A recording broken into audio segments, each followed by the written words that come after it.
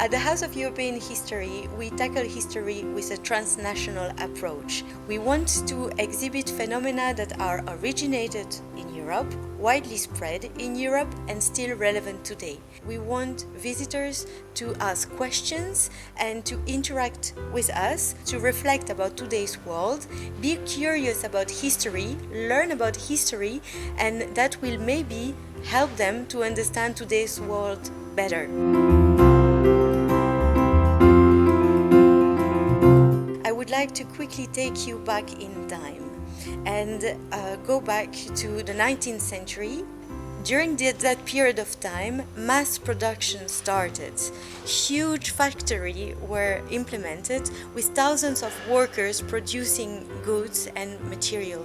Then I would like to jump into time and meet you in the section of the museum that's presenting consumerism in the 50s and the 60s. Living conditions for most European people changed. People started to buy more refrigerators, more televisions, and already in the 70s, environmentalists said that this would have a backfire effect on climate change, on consumption, on producing waste. And we are remaking the last floor of the permanent exhibition, where it will be about Europe today and the challenges that we face, and climate change will be there as well as one of the challenges that Europe is facing today.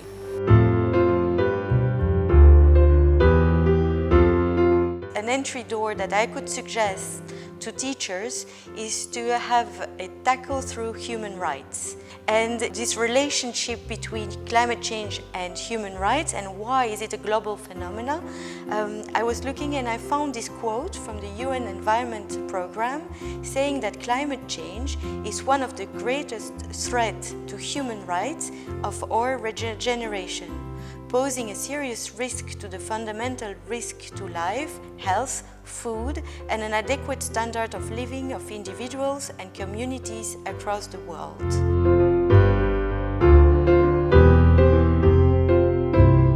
This is the printed version of what you can find on our website, and inside this resource you can find 3 sections, and I chose for you the first section of Treated as Equal Human Rights, which is about my rights.